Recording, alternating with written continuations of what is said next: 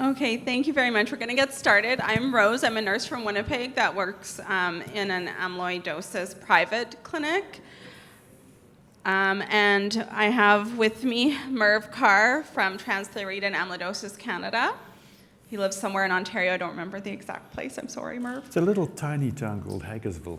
Okay, thank you. We have Ryan Brothers from Nova Scotia and Victoria Armstrong from Ontario. So let's get right into the questions. What do you feel is the main priority of an amyloidosis caregiver? I'll kick off there. I think the big clue is in the word caregiver. The main priority is to care, give support. Just be that support, emotional or physical, and to be there for them. I think that's the most important part. Sure, I'll jump in, and I just want to just ground it just in the fact that any patient or caregiver here could be up here. They have their own experiences and such, and they all have their valuable input. I'll give you my perspective, and that's a perspective from someone who this shattered their world, basically, like you all. It's coincidence. October 20th is my father's birthday, and he was diagnosed in 2013, and we lost him in 2016, and that started our journey, our family's journey. He had both genes, so on Scientific, I actually debated about the genetic test for a few years, realizing that it was a foregone conclusion. So I just wanted to just say that, just because often when I'm giving these kind of presentations, it's from a more comfortable place of my profession and such, and this is a very raw one for me. So just wanted to ground that. The key thing for me as when I was in the caregiver role, and as I'm indirectly with my uncle in a caregiver role, I think every caregiver, ideally there's multiple caregivers and they have a team. They have our team role. Like for me, in my family, my role was the knowledge keeper, the educational seeker and such. My mother was the advocate, kind of in the room fighting for my father. And my sister was there really as the calm voice, the emotional support. So I think that everyone's has a different role, but for our family, that's how it played out. Do you want to add anything, Victoria? Sorry. I don't know what else I have to add to that. It's just the caregiver is really there for emotional support and just being there to support them, because this is a time where their world has crashed, and just show them love and that you're there whenever they need you.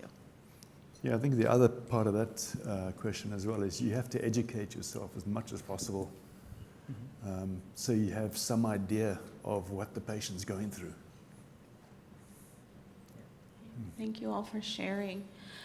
Does this priority change over time? And if so, can you please explain how? Yeah, definitely it changes over time. I mean, just in terms of as the disease progresses, more physical support is definitely needed. Little things like, the heavy lifting at home. I can't open this jar. Please do it for me. Traveling, like Anne-Marie couldn't travel by herself, for instance. I have to be there for her. Like it or not, I do happen to like it. Yeah, I agree. I didn't appreciate like something. We all have our own lens, and we all know how we wake up in the morning, how we move around, and how we go to bed at night. And when you have a loved one who's losing some of their ability to do those things independently, you start to get insight into how that can have fundamental changes, right? I remember coming here last year to the summit, and a helpful tool that was given was something to help with a button, right? The ability to have the dexterity to put on buttons, the ability from going to gate in an airport. When my father was diagnosed, there was little options that were in the Atlantic region, so we were traveling to and from Boston. So then we got very familiar, okay, like almost down to a science. This is how we get from our door to the Boston Medical Clinic, and how we can maneuver certain wheelchairs, or where there are certain supports at certain areas. So that was definitely an evolution for us. And absolutely what both of you shared. And for me as well, seeing as for me, it's my mother that has been diagnosed with amyloidosis. I live an hour and a half away from her. So there's also the restriction from that. I'm not able to be there every single day to help her. And fortunately, she has a caregiver, her husband, that lives with her, but I'm only able to do so much living so far away. The restrictions there and trying to help out from that distance. And with that, I have 2 young girls. So when she was in the height of this, she could not get sick. And you think 2 young girls are keeping themselves from getting sick no matter what you do. So there were long periods where we couldn't even see her because we didn't want to add that possibility and harm her. So there was a lot of FaceTime, there was a lot of phone calls. Okay, thank you. What are the different roles a caregiver takes on in the management and care of an amyloidosis patient? This might take a while. Different role. I mean, as I mentioned earlier, just being there, helping out with different things, going along to the doctor's appointments, trying to absorb as much of this information as you can, helping where you can. And again, just educating yourself. Excuse me. Do you want to go first? Sorry. Yeah, it's the same thing. It's being able to do the research on my own to help assist with what she needs and just coming on for whatever role is necessary. For me, a key role, again, as kind of the ones who was attending a lot of the medical appointments and such, was first understanding what my role was at that table. For my father, there were certain things, just I'm sure it was pride and such, where he didn't want me doing certain things, but maybe he would allow my mother to do certain things. So it was trying to understand where the roles for our family dynamic. I found that, and that's why I love being in this room, because I found that there was a feeling of in the early stages of a power dynamic when we were going into these facilities, and the specialists would come in. And I don't think there was any intention to create that dynamic, but that was real for my father and I. We felt like we were just trying to grasp at information at times, and also felt like we wanted to not be an inconvenience, right? We wanted things to go quickly. We wanted to be very respectful of that relationship and such. And as we went on, we understood, look, like these people are on our side. We need to have just forthright conversations. We need to, yes, my father is going to get direct conversations on X issues, but at times his mind's going to be focused on one thing, so now it's my role to have the bigger picture at times. And then when that meeting ends, almost having a game plan of, all right, did we get everything on our list? But we wanted to have, in advance of this meeting, did it all occur? Because when you're moving from station to station and in a very, very busy environment, those things can get lost. So for my role there was, all right, well, let's make sure that he's feeling like he's engaged and he's giving the specialists everything that they need. And then my role is, all right, well, let me run through the checklist. Did all of our questions get asked and such? And am I supporting him the best way that I can during that environment? Yeah, no one gives you a manual how to be a caregiver. No one wakes up in the morning and thinks, oh, good, I'm going to be a caregiver now. Yes, thank you. This is another long one. What are the biggest challenges facing amyloidosis caregivers? Wow. Go. Sure. I think I did a really bad job on early diagnosis. I don't think I was there for my father the way I may have should have. And I think that's just because we all have our view of our parents and such as these stoic, untouchable, super people that provide for you and such. So I remember, and I think my biggest regret, and I've learned not to blame myself about this, but I recall a trip to Toronto because my dad and I were big Jays fans. So this was a couple years before he was diagnosed. And we're going to see the Jays lose because they always lose. The only times that they were good is when I was barely able to remember it. So we were walking through the stadium from gate to gate and such, and he was short of breath, not able to kind of keep up the way that we were doing. I'm like, come on, Dad, like let's get going, or maybe you need to change your diet, or maybe you need to get some more exercise, and such. So it was that once he was diagnosed, almost a reluctance to believe that was the reality of it. It was this, oh no, like if we find something, well, there must be something to change this information. And I think my mother and my sister did much better jobs for him during that time period than I think that I did for him. And to add to that, it's a very emotional period, so you're managing your own emotions as well as helping the person suffering from amyloidosis with theirs, because they're the one that's going through it, but at the same point, this is what you're going through as well. Yeah, as a caregiver, I mean, as a guy, I want to fix things. Yeah, I can't fix this. Yeah, okay. I'm going to throw a question at all of you that I just want to make sure. I want to know what you all do for yourself as caregivers. When things get really hard, what do you do to relax? I vaporize wood. I've got a laser machine, a laser engraver, and I love it. I can immerse myself in that for hours at a time. I go ride my bicycle. Yeah, not in the winter though, it's a bit tricky.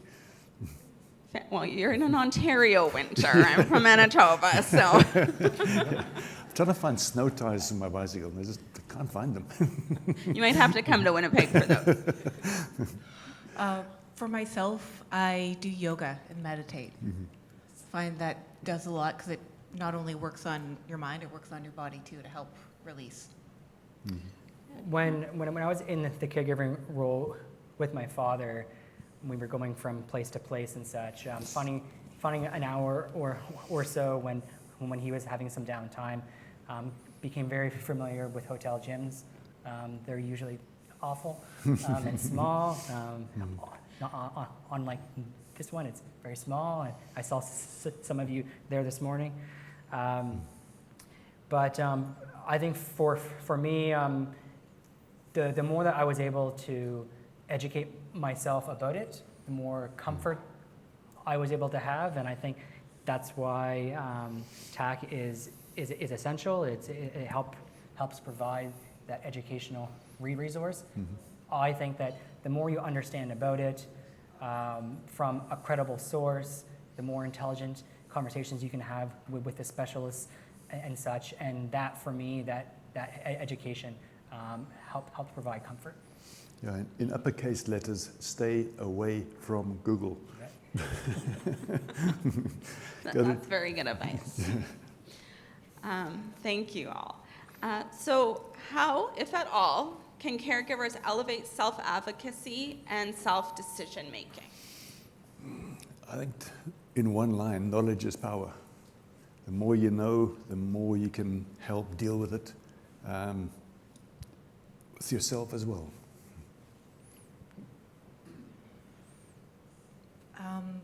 With that, it's being knowledgeable yourself so that you can help them make the decisions that need to be made. Mm-hmm. Because with such difficult choices, they need somebody who is knowledgeable to bounce things off of. And as we all know, that's rare to have somebody who really knows. For me, there's two kind of key advocacy time periods, and it's the first one is whatever you can do to get that diagnosis, right? So when you're having those conversations, when you're trying to figure things out and such, it's that diagnosis element of it. The other one is the treatment one, and what I'm learning to discover, I think there's a key advocacy window there, is because right now, looking across this room, and for those who live in Canada, there's some who have access to something, and there are some who do not have access to something. Some who are on treatments right now, some who are not. And it shouldn't work that way. So whatever advocacy can do, to whether it's advocating to change the entire regulatory regime of something gets approved, that's a larger one. Whatever can be done to advocate to increase the time period for provincial and territorial adoption on the pricing scheme, those, I think that's a really key one there. Yeah. Because as we've heard throughout these past couple of days, there's the diagnosis part, but then the diagnosis is only valuable if you're able then to take something and treat it.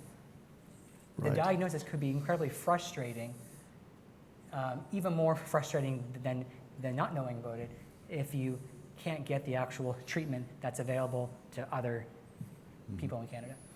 Yeah. What I tend to do as well is I have my little elevator speech, as I call it. If someone shows the slightest interest, I'll give them the bare bones Reader's Digest version of what amyloidosis is about and say, here's something you can read up further. And yeah, a lot of people have got on board, so to speak. Mm-hmm. Did you want to add anything? Sorry, I saw you going for the mic. Okay. Speaking of advocating, are there times or circumstances where a caregiver needs to be more passive or more aggressive? And if so, please explain. In terms of passivity or aggressiveness, yeah. Passive, yes, you have to let the patient be as independent as they can be. The flip side of that coin is you have to be a bully sometimes. Say, don't. Give a great example. And Marie will say, I don't need the wheelchair assistance. I can walk. And I say, you lost your mind? You know how far that is? Take the wheelchair assistance in the airport. And yeah, it works out normally. Well, and that's exactly it. It's pushing through, because it's never easy to let go of your independence. And sometimes you need to be like, this is going to help you. This is going to prevent something that's going to be a problem later on.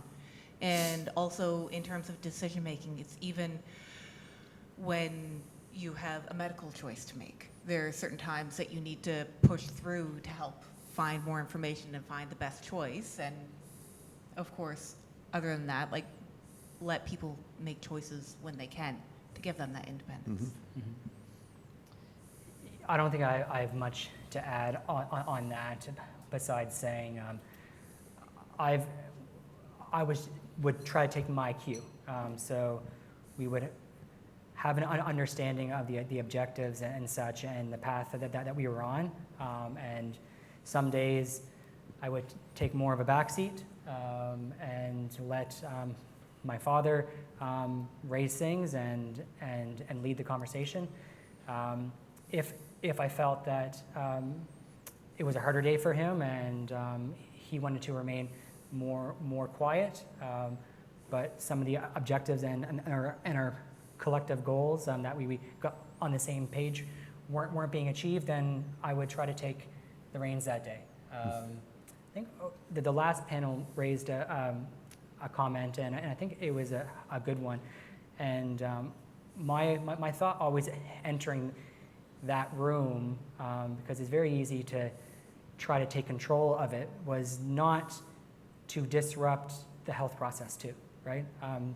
There's things that need to occur in that room, and some days I definitely would feel frustrated and wanted to feel like I need to do this, but at times it's not about me.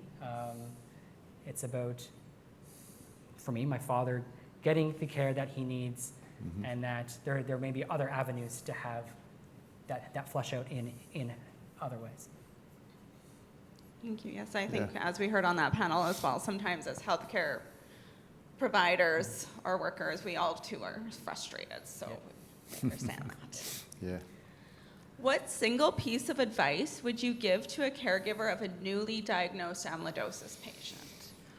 Single piece of advice: look after yourself. I draw the comparison, excuse me, on the airplane. They give you the little safety speech, and they say, in the event of a sudden decompression or something along those lines, put your own oxygen mask on first so you can help others. Yeah. I think that's a great comparison. I would just say, find as much information as you can. Knowledge is power. Yeah. Yeah. Find the resources you can. Just the more you know, the easier it's going to be. I would say that leverage rooms and organizations like TAC to have some of those conversations. I think that, as you alluded to, as a caregiver, there's multiple things going on, and some of those conversations can be with other caregivers about how you're doing things or how you're getting through it, right? So I think that having those parallel conversations at the same time, both how can we get our loved ones support and ensure that they're getting everything that they need, but also at the same time, how can we ensure that we're keeping our strength up and flushing things out, whether it's just having conversations like we've had over this weekend, just for the sake of getting it out of your head, to get into a better place to move things in a positive direction. Right. How are you going to take care of someone else who can't take care of yourself? Yeah. Yeah. That's been drilled into me. It's the point of nagging, I think. You need a life outside of this. Thank you. Yes. Yes, you do. You're brave up here on the stand. You do have to go back I'll after. get slapped later. Okay, I have one more question, and that is, what is one thing you'd like to share with physicians and the entire healthcare team regarding a caregiver's role with amyloidosis patients? Oh, gosh.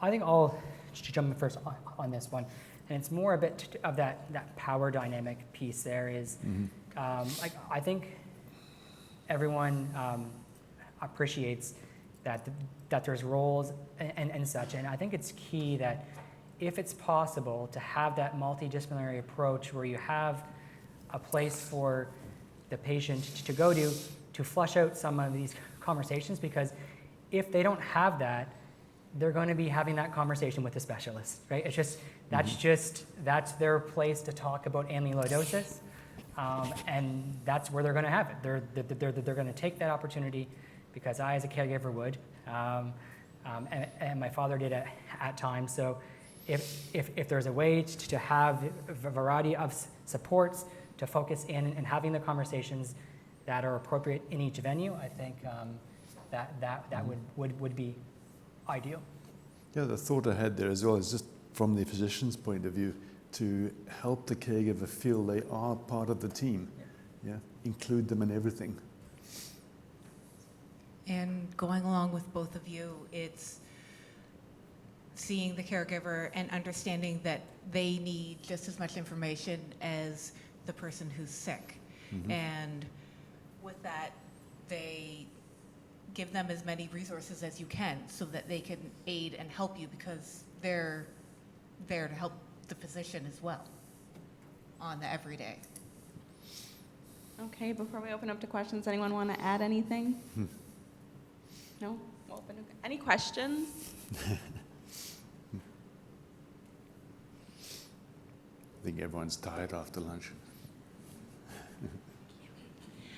Thank you so much. Yesterday we heard a presentation about patient-reported outcomes, and I think caregiver-reported outcomes are also important.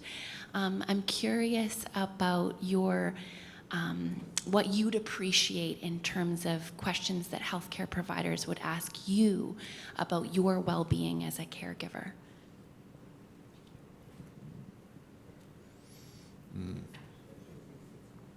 It's a tough one.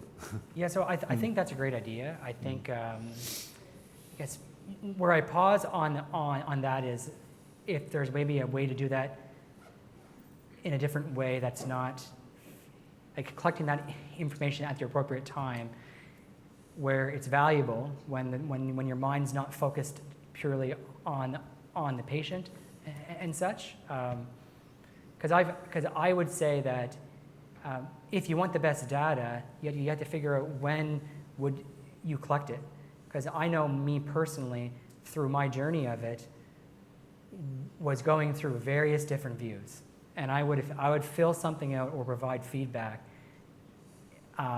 You would think that there would be 3 or 4 different people, but it would be the same person, right? Just based upon where I was in the journey. So maybe you make that an element of the data collection. But the way I'm presenting things today would be much differently during that time period. Mm-hmm. And also what you need to take into account for that is with the caregiver, some people have someone who lives with them, their spouse, their child, but then somebody else may have a caregiver who's not there all the time to really see. And even if it is a spouse at home, maybe they still work.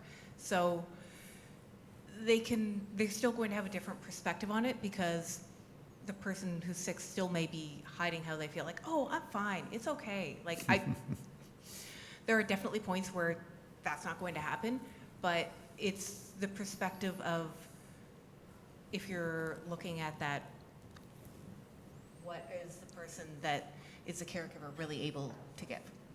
Well, the natural reaction when someone asks how you're doing, I'm fine. And it could be anything but. So a point I wanted to go back to is if we're talking about what advice can we give the physicians, this just occurred to me. The best ones that our family has dealt with are the ones who could relate.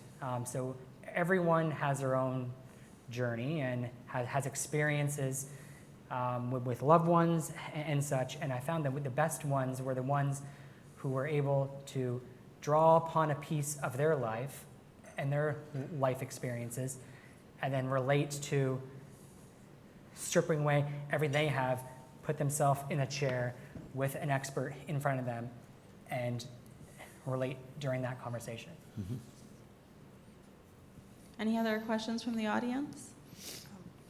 Not really a question, but more as a comment. Thank you so much for sharing. Like, any caregiver, we know what kind of emotional. Oh, sorry. We know how emotional, how much burden this is for everybody and the whole family.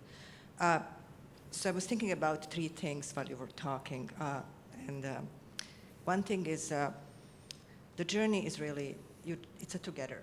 it's not them having sickness, it's us going through the whole process together. You realize that the future plans are changed, and then direct conversations are moving into very different direction. So those are the things that are really, you need support of the whole family. You need understanding, not just of the specialist, but it's also understanding of extended family, of the friends, that your life is changing, not just of the person who is experiencing disease. So these are really like the effects that having on the caregivers as well. Then I was also thinking about the question you said about like, what do you expect from the physicians that are you seeing all the time? You come to the understanding that its disease is so rare, then you understand that the research is going on and the treatment is going to be long and prolonged and may not be available to you. So what I was finding reassuring when we were coming into for the appointments was that the doctor would say to us, I recently read, I did some exploration, I explore, and then it gives you reassurance that something that they actually were thinking about you, that they were aware who you are, and that they're aware of what are you going through. So this is like, these are the little tips that are really were helping to us. The advocacy piece is also so important because sometimes, I mean, this is our own experience. You're going to a neurologist, cardiologist, urologist, and then one of them, he felt very uncomfortable and didn't have a connection. Let's put it this way.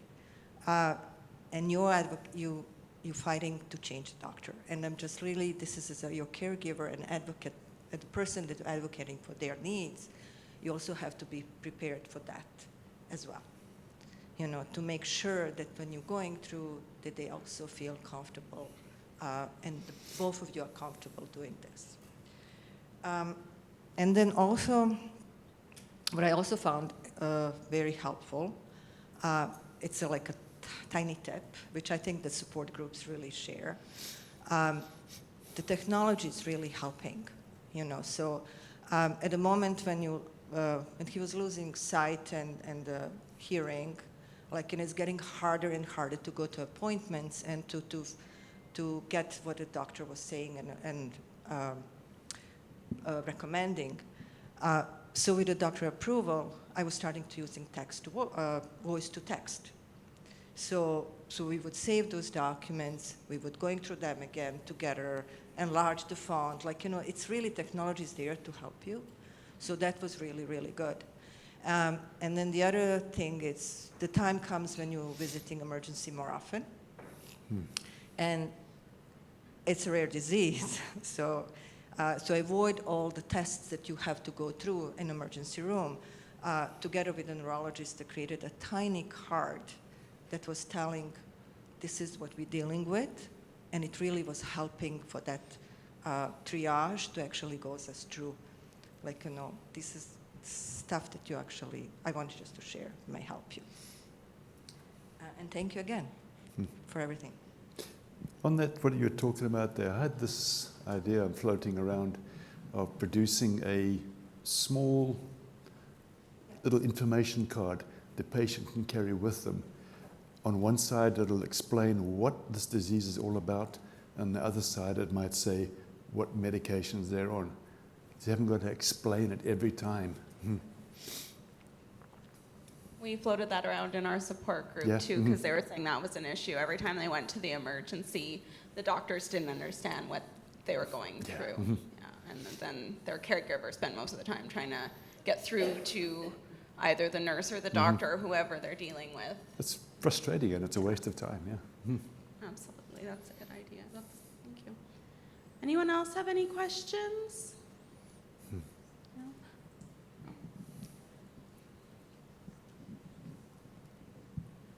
Well, first of all, I would like to thank all the caregivers here because you are doing an amazing job, and somehow, you are part of the multidisciplinary team taking care of these patients. And not later than last Thursday, one of my patients said, if I didn't have my caregiver, I wouldn't fight the disease. I would just give up. So it was really a key part of the management of this patient. My question is about one of the comments, when you become a caregiver, what's the most important thing?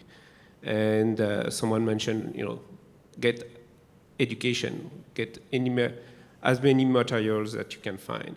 And so currently, what are the current gaps? Is there any gaps, any education materials that you think are missing or that you think are very hard to find, that you struggle to figure out? And how can we help future caregivers to get access to this information much faster than you did, for example? Maybe there's no gap. I don't know. And we always develop educational material for patients. I personally never thought about developing educational materials for caregivers.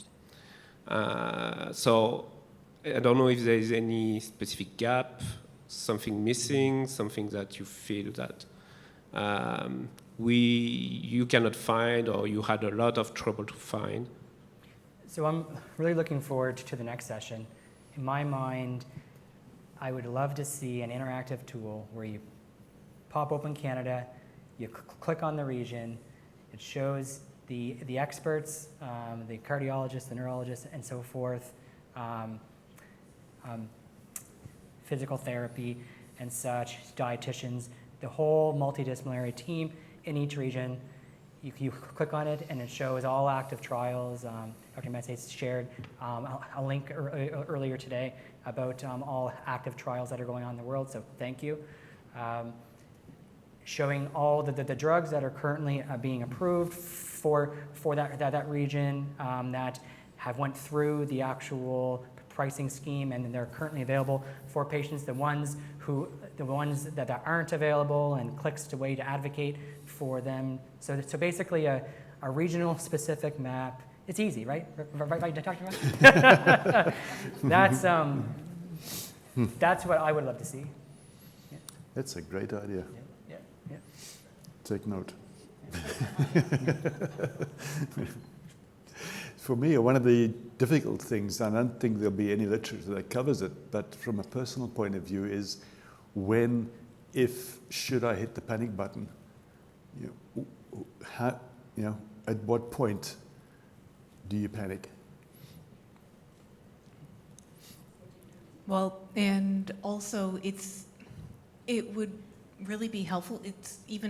You were commenting on the fact that it would be really nice to have a card so that when you go to the emergency, you have what you do, what's going on, so they know. But it would also be really nice for them to have a card saying what amyloidosis actually is, and to be able to share with their family and friends, because they're going to get asked that again and again and again, and nobody has heard of this. So that would really ease things, because especially at the beginning when you first get it, there's not always a ton of information.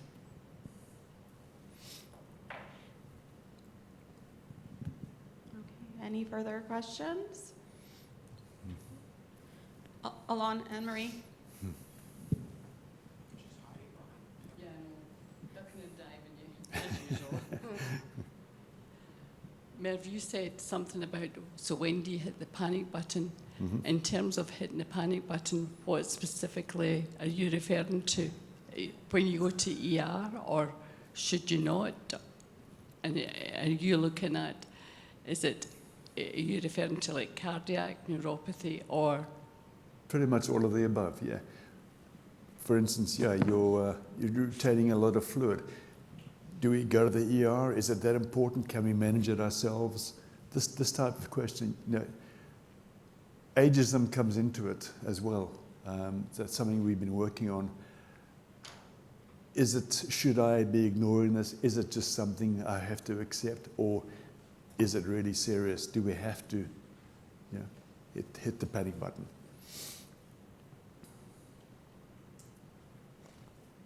Yeah. Okay. no, sorry, I didn't know if someone had their hand up. Thank you all so much for sharing. We really appreciate it. And thank you for taking care of people. And yeah, just thank you. Thank you.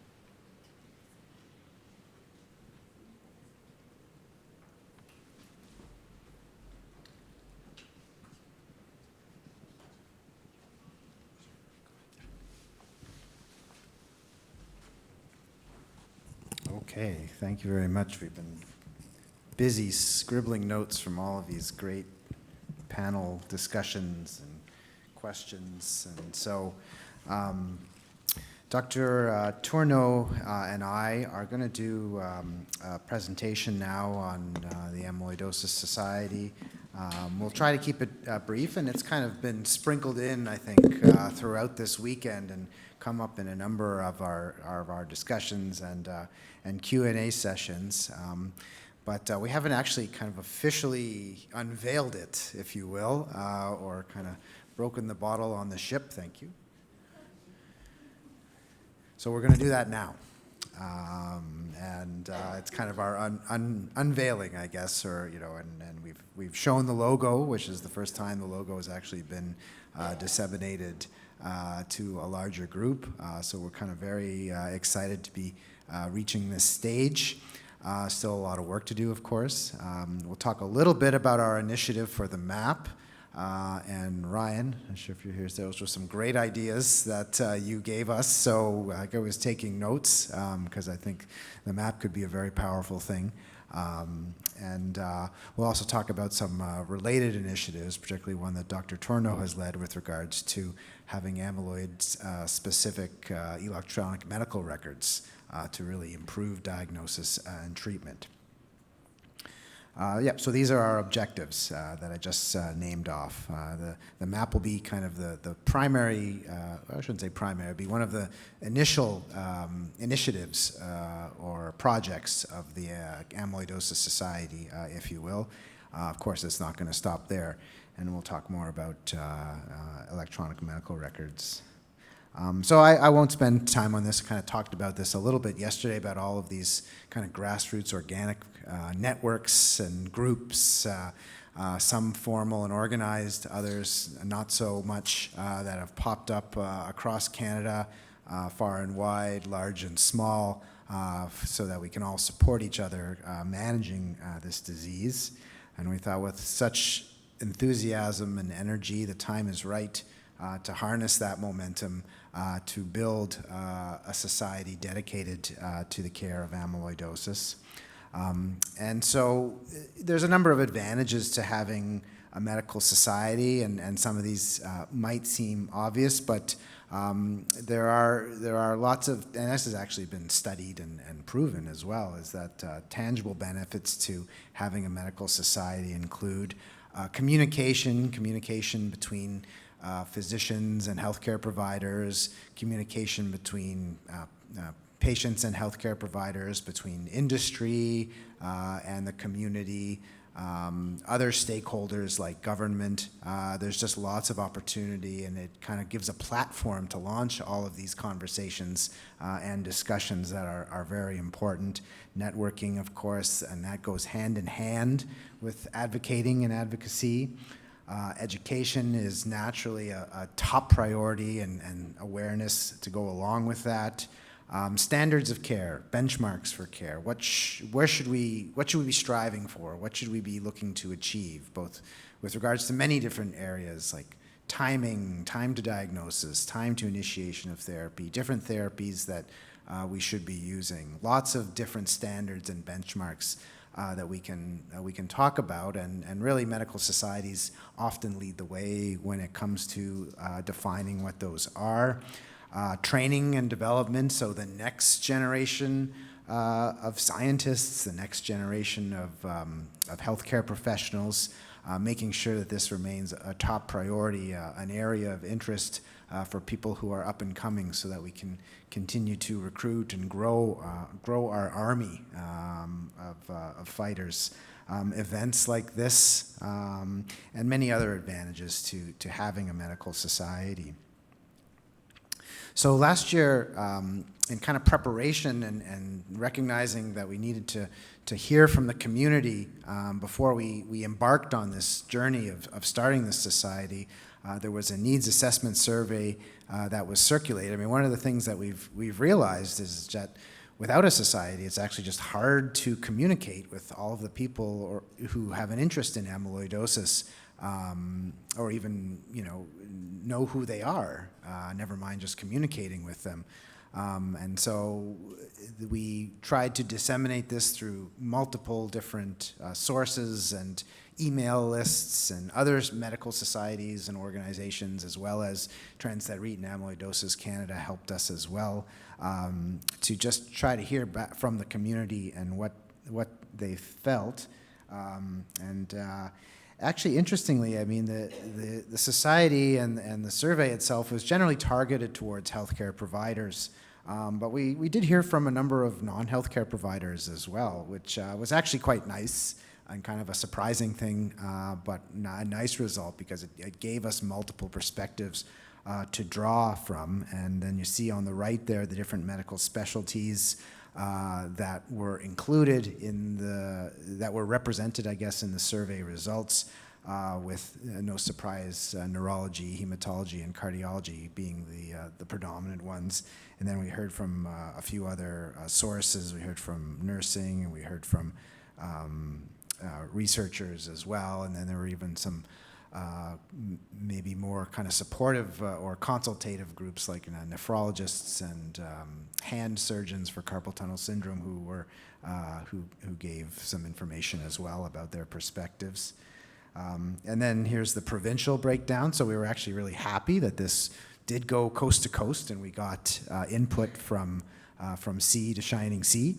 And that kind of actually broke down very nicely based on kind of population intensity in Canada. So we had the largest number of results from Ontario, Quebec, but we had good reporting across the prairies. BC, of course, and Atlantic Canada too was represented. So it felt like we actually got a pretty good assessment of what was going on in Canada, and we weren't just hearing from maybe one or two areas of Canada. And this is impossible to see, so I won't show you this in detail, but these were kind of the main priorities that were listed in the survey and the breakdown of the responses that we got, and I'll show you the results. We highlight them here, but I'll show them on the next slide because I realized that no one would be able to see this. But we presented quite a number of different priorities that could be part of what the society could do. And we wanted to hear from people about what they thought were the main ones. And so here they are in bigger letters. And this is kind of what we were thinking would happen, so it was very reassuring to think that we were kind of on the right track. At least we felt like it from the results of the survey, that we had a sense about what the people in the community would say. And here's kind of what the priorities that emerged at the top were. So no surprise, raising awareness and education about amyloidosis to healthcare providers, right? We've come a long way, boy, in the last 5 years about raising awareness. And, amyloidosis went from a disease that really no one heard of to something, that is much more appreciated and understood. But recognizing we still have a long way to go, and there are lots of corners of healthcare that we need to get into to really raise the flag and to improve awareness. Next was, as mentioned during one of the advantages that I talked about, that standards and benchmarks of care is an important priority, and it helps to kind of give us a goal to strive for, to understand in our mind where we should be going when we're trying to improve the processes that we use to diagnose care. And two kind of sub-priorities emerge from that. Earlier disease recognition, of course. That's always something that we have been beating home since from the beginning is that we need to find patients earlier and earlier. We can't go years and years missing the diagnosis the way we've often done in the past. And then access to treatment, of course. With new treatments comes lots of issues and challenges with regards to getting them. And so those, no surprise, are critical priorities as well. And we've heard this as well today. It's just bringing together the multiple care providers and disciplines that are involved in looking after the amyloidosis patient and helping them and their families, and breaking down those silos. This is this is true in so many areas of medicine, unfortunately. And once those silos are built, they're pretty strong, we've found in some areas. But people do want to work together. They do want to communicate, and they do want to learn from each other. So we know there's a will for that, and we need to kind of help formalize processes for doing that and laying, if you will, a roadmap for different specialties, different areas of medicine to work together to provide support for a multi-system disease like amyloidosis. Okay, so this is the kind of the drum roll, and we've already gotten a few compliments on the logo, so we're very happy for that. But this is kind of our, like I say, our big unveil for the Canadian Amyloidosis Society.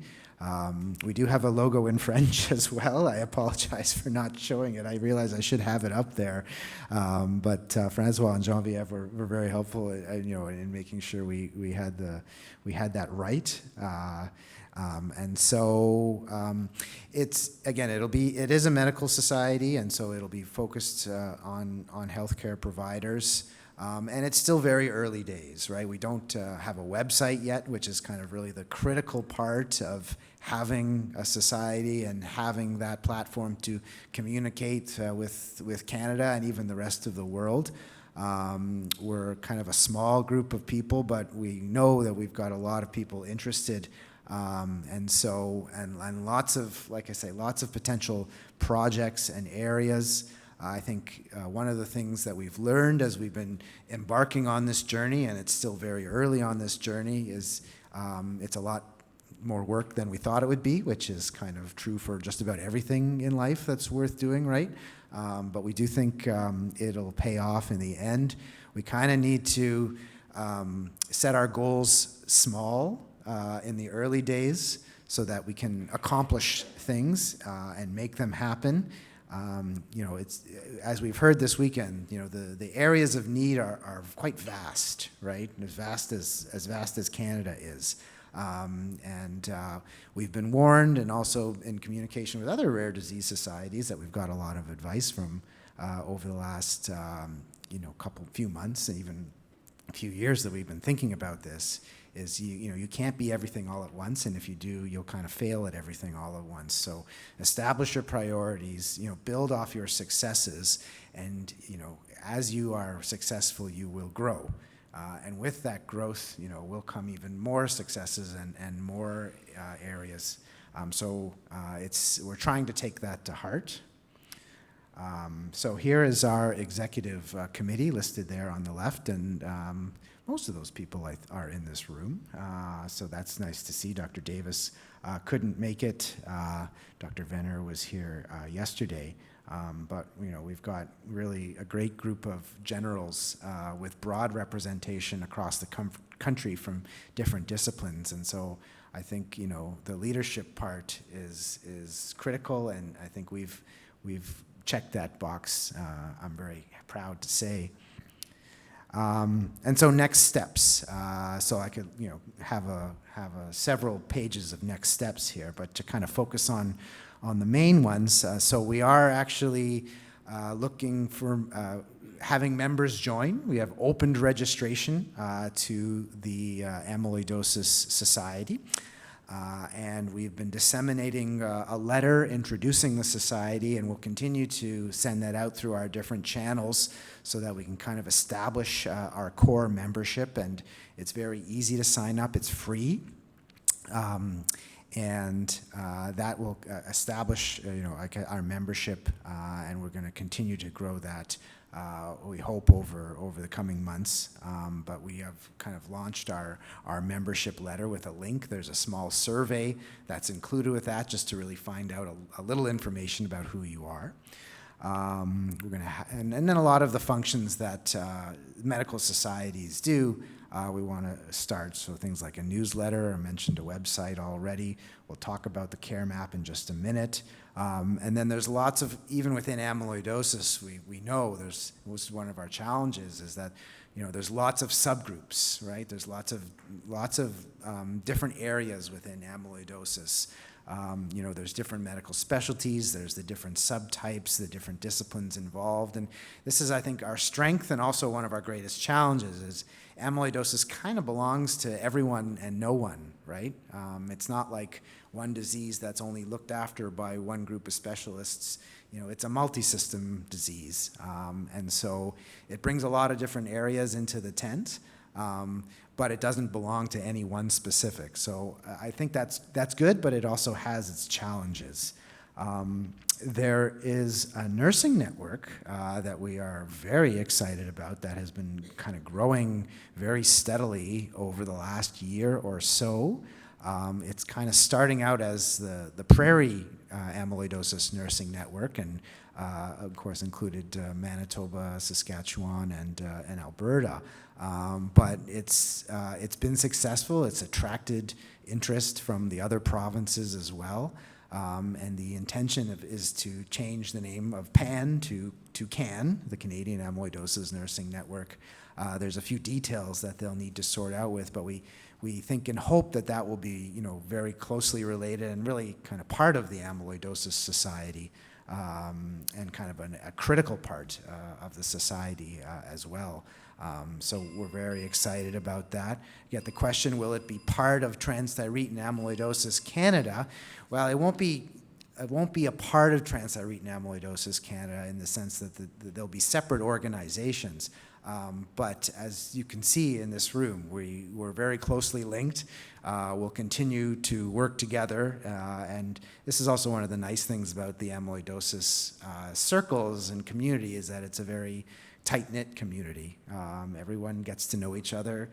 It's a smaller group of people as opposed to kind of much more larger or common diseases. So we become very close very quickly, and we'll continue to work together the way we have. But the society is not meant as a patient support group, right? We have that, and it's strong already.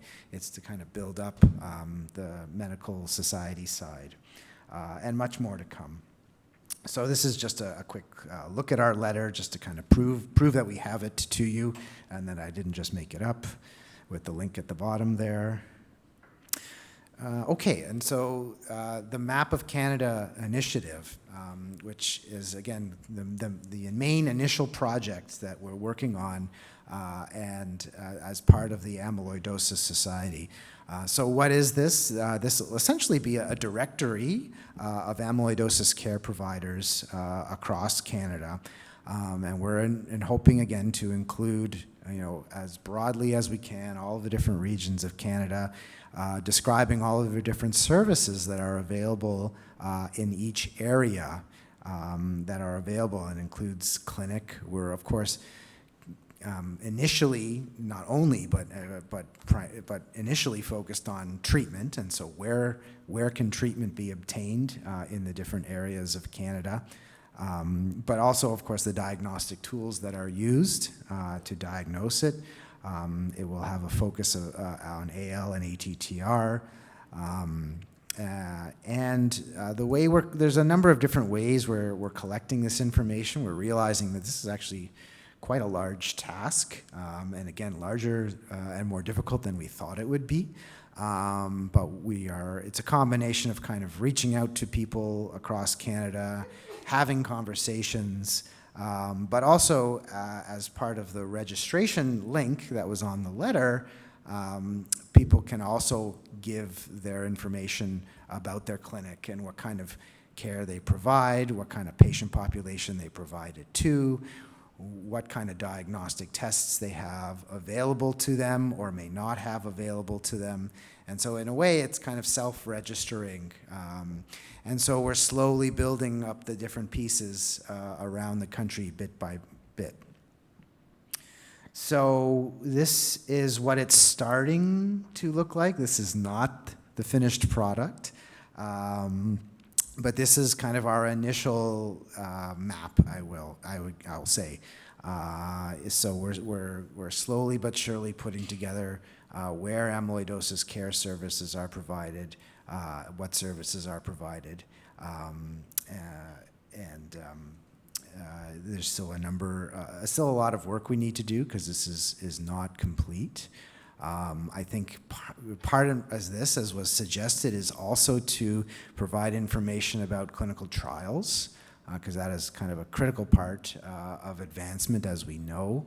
And often a question that comes up for patients when they're first diagnosed and they're trying to understand the treatment landscape is to understand where clinical trials are being done. I think the coverage issue that you suggested and the treatment eligibility criteria, I think, is brilliant. And what parts of Canada is treatment available? Where is it not available? There are some differences in eligibility criteria for public coverage from province to province, and that information is actually not too difficult to get, but is also, not that I know of, kind of available all in one place. So wouldn't it be incredible if we were able to provide that too? So lots of ideas here from this last couple hours alone, how we can enhance this map. So it's coming. It's not ready, but it's coming, and we're hoping that sometime in the first half of 2025, we'll have our website available and we'll have this information available as well. So this is a QR code, the part of registering. Again, this is really meant for healthcare providers to register for the society and to be a member. But we did want to put it up there, and also kind of shows you what the top part of the survey looks like. There's a number of questions. It takes about 5 minutes to fill out, maybe if that. But we're hoping that anyone who can pass this along and can register if you have an opportunity, even today. Okay, so that kind of describes the care map and the Canadian Amyloidosis Society. I'll hand it over to Dr. Tourneau now, and after we can take a few questions, but I'll hand it over to Dr. Tourneau to talk about exciting developments in EMR development for amyloidosis patients.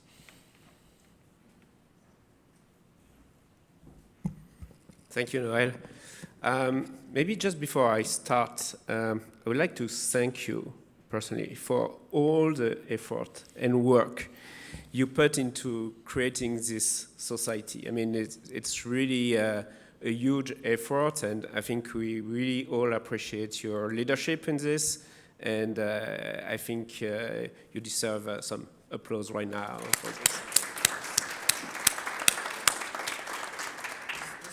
This will be all of us, right? And there's lots of work to go around, as we know, so thank you. Yeah, no, we won't let you down, but I wanted to recognize your leadership on this, because this is really important for all of us, either patients or healthcare providers.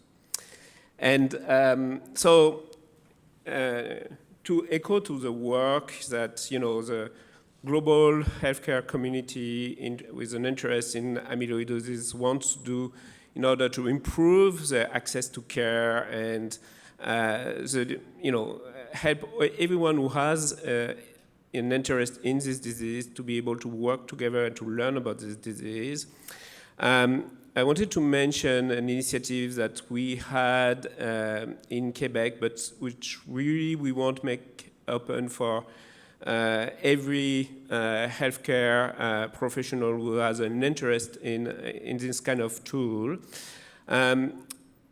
Basically, in Quebec, we are a small community of healthcare professionals who have an interest in amyloidosis, and we were like, how can we, share our work together, discuss our patients, transfer information about them, figure out, who's taking care of this patient, how we do take care of them, what are the follow-ups that we are implemented in our different clinics, how can we have standardized procedure, etc.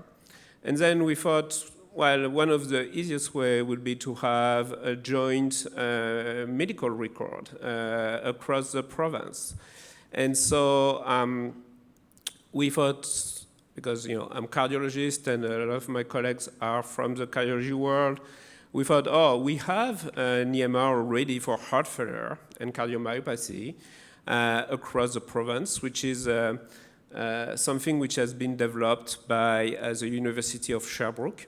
And it's a complete academic. It's not linked to any company. And this is something that the University of Sherbrooke is still having the code. So we can change it as we want. We can implement new things.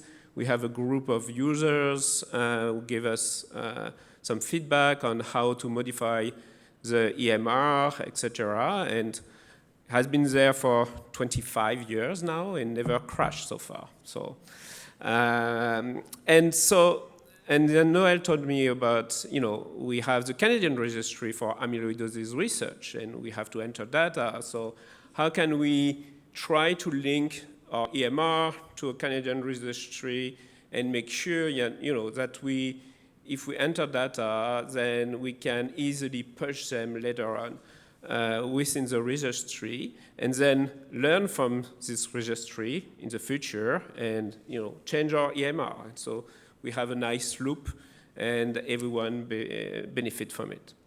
So what we did is we took the different fields and the different data forms that Noel created in his registry, and we tried to implement them within this EMR. So basically it looks like this. It's an EMR which is done to have any specialist involved. So you have medical notes, you have nursing notes, you have nutrition notes, the pharmacist can be involved. We even have a tab for kinesiologist, for the psychologist, etc. And so everyone is using the same space. So I write a note, but it's right away accessible to the pharmacist, to the nutritionist, etc. And it's the same page in each hospital of the province who's using this software. And then when the note is finished, the software push the note to the local EMR of the hospital. So we did a few changes with the help of a grant from Pfizer and Ally Lime to thank them for their help on this. And so we have different options. There is a section for documents where we put all the documentation about amyloidosis for the patients. So even if you're in a small community hospital, you have a patient with amyloidosis, you use this software, then you can go on documents and you can download a lot of educational materials that you can give to your patients. So even if you are, as a healthcare provider, you don't really know anything about amyloidosis, at least you have some documents you can give to your patients right away. Also, we have documents for other specialists, like I'm sending my patients for, and the patient told me, I'm going to get a carpal tunnel surgery and want a biopsy. So I have a small letter for the plastic surgeon to do a biopsy when he's going to do his surgery and why it's important. So I can give that to the patient, so when the patient will see the surgeon, he will be able to get his biopsy, and the surgeon will know what he has to do. We added a few fields which are really the same as within the registry to document carpal tunnel, for example, because that's part of the medical stories that we never capture in our cardiology usual medical records. So, and they are granular data. So afterwards, any clinic can do search in their list of patients. Tell me all the patients in my clinic who got a carpal tunnel surgery over the past 15 years and who have heart failure. So then we can match a few data and figure out some people. We have a diagnosis part where we can document, is it ATTR, amyloidosis? Is it wild type or hereditary? What's the mutation of the patient, etc. So then we get a complete description of the profile of the patient. And once again, are just granular data. So anyone who wants later on to use AI to search for patients, or there's a clinical trial coming, you want to know if you have patients who could be candidate for this clinical trial, you have all the documentation within this electronic file.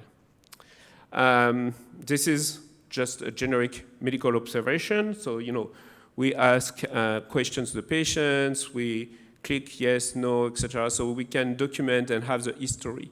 For example, weight loss or weight gain over time, what about patient symptoms, NIH class, for example.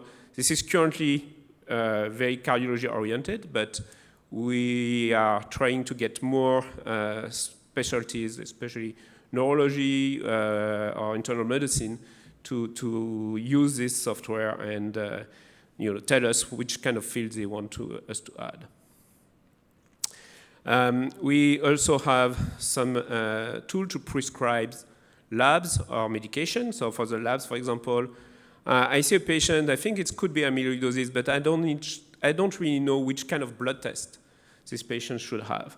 So I can click on, I want a profile for amyloidosis, and the software will take the full request already pre-filled. So whoever is not completely, any healthcare provider which is not completely familiar with the disease is sure that they are going to ask for the right things, and they just have to sign the request, and the patient will get the blood test. Same thing for the medications. People, if they don't really know how to prescribe a drug, they can pick the drug. So it's how it should be given, etc. Everything is already pre-filled, so the physician will have to just sign it. So currently, the software is available in Quebec and New Brunswick. We are going to launch the amyloidosis part in November 1st.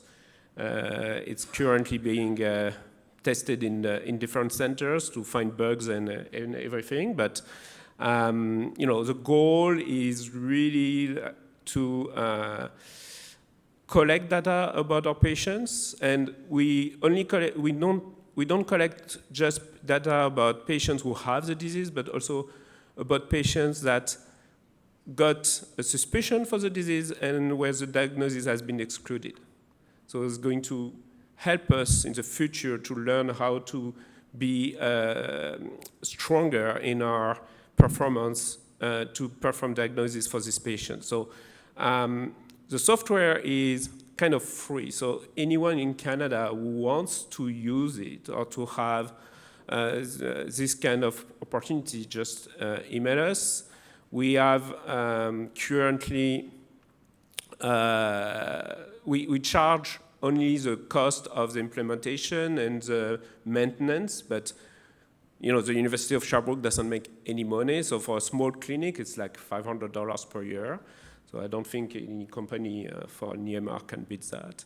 And the nice thing is that once you are part of the network, you feel you want something, you can ask for it. And our programmer will, if the global community think it's important, they will implement it.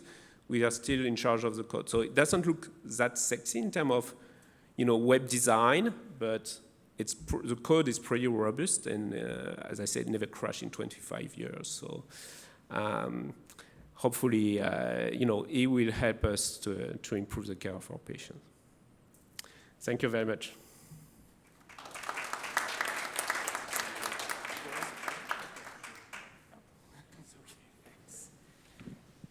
Yeah, well, congratulations, Francois, to you and your team for doing that, and tremendous amount of work and a lot of time. It's hard to believe how much work goes into producing an EMR like that, and we're quite jealous. We've been trying to produce one as well, and we've been slowed. I guess my question would be, you and your team are very generous in making it available. to others. Do you know on the software side how easy it would be to kind of integrate into other EMR types of systems? So, you know, you have the fields, you have the data you want to collect, but you want to adapt that into a different EMR software. Is that doable or not? Currently with the way it works is that if all the data are saved within the province, so for example, patients' data from Quebec are saved inside Quebec, patients' data from New Brunswick are saved in New Brunswick, and so on. As I said, our programmers have the code, and it's a very basic code. So when a clinic say, oh, we want to have access to the software, it's very easy for the local IT team, even if it's a very small team, to get that within the clinic.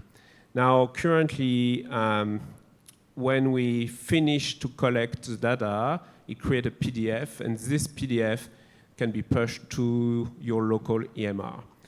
But if you want just to have an extraction of the data, each clinic has a control on data extraction software.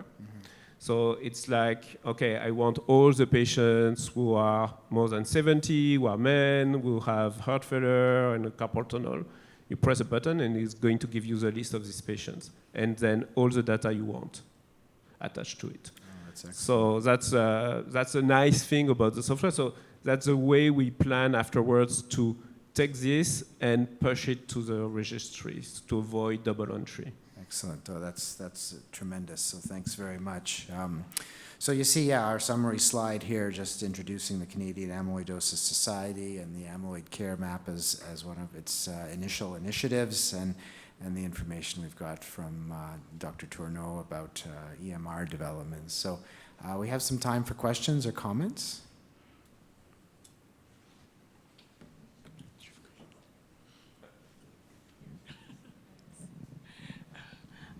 Thanks for this. This was very exciting, both topics.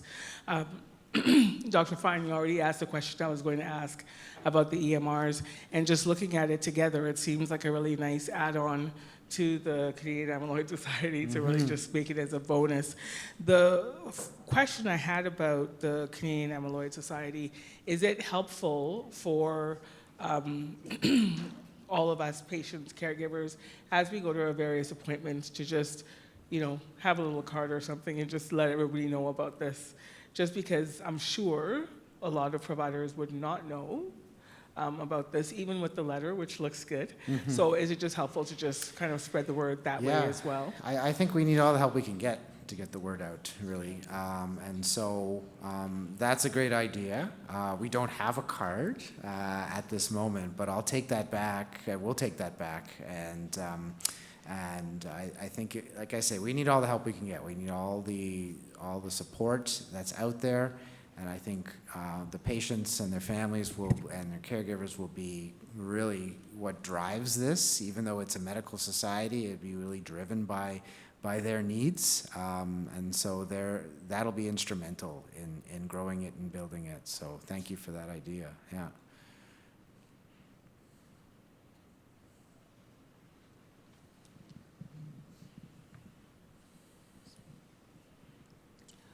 With the current medical records that each province has, I'm not sure if they're all identical or are they all different. I'm not talking about the one that you've done, Francois. I'm talking about the existing ones. And second to that, would they be able to integrate the information, the existing information about the patient to the new amyloidosis registry? Okay, yeah, so that's a good question. So either, in the province of Quebec, we have I don't know how many different EMRs between the different hospitals. So this is just more like an interface. And so we push the data within the local EMR of the clinic. Some of the hospital, I know the Heart Institute in Montreal is doing that. They're able to extract some data from their own EMR and push them inside this EMR. So it can work both ways. Then it's just a little bit more programming and how much people are wanted to do that. Otherwise, but it's completely it can be done. So one of the main challenge that we are going to face in Quebec is that the province decided to move to EPIC system, which is a big EMR. So we are working on trying to get integrated within EPIC to make sure it works. But an interesting thing is that since we have the code and we have a community of users between healthcare providers, this software has been so popular. And we keep opening clinics in New Brunswick and Quebec because people feel it belongs to them. A lot of nurses got involved. There's some fields that they can say, I created this field because I thought it was important, and community recognized the importance of that. So it's really more a community-based EMR. And as I said, it doesn't look like very sexy in terms of web design. I guess new things can be done in a much nicer way, but people really feel that it belongs to them. And maybe the nice thing I didn't mention is that at the end of the consultation, not only it creates a note for the EMR, but it creates also a small summary for the patient. And so the patients can leave the office and has a summary of the last information, last blood test, last echo, current treatment, what's the plan. So it's kind of something that they can keep in their handbag, for example, show to their GP or show to any other specialist. So we use the patient as the one who's going to share their own medical information.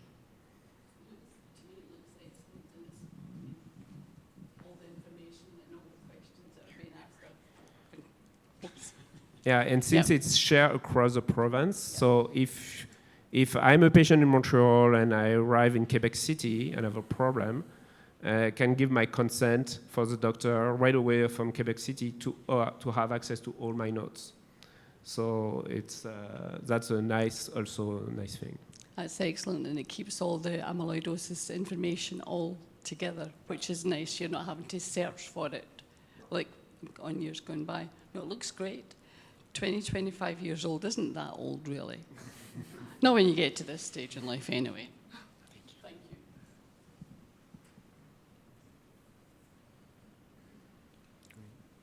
Okay, thanks very much.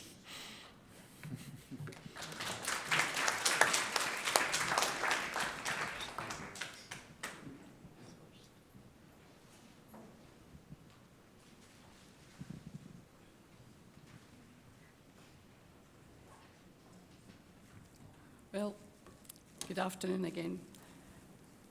It's come to the end of the last couple of days, and I think we're all feeling a little bit information overload. I know I certainly am, that's for sure. But there's been a whole lot of great interest in learning opportunities for all of us, and I'm sure we're all going to take away something more than we actually came here with. And so we're at the end of our day. So on that note, I would like to say a few words. Well, first and foremost, I would like to ask Rose if she'd please come up to the podium.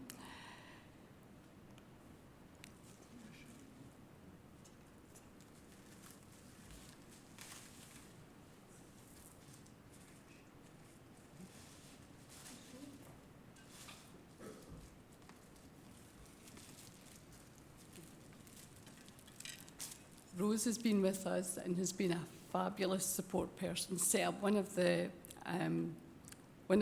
in our opinion, one of the most successful support teams over the last 2 years. And on that note, Rose, we would like to present you with Volunteer of the Year. 2023 and 2024.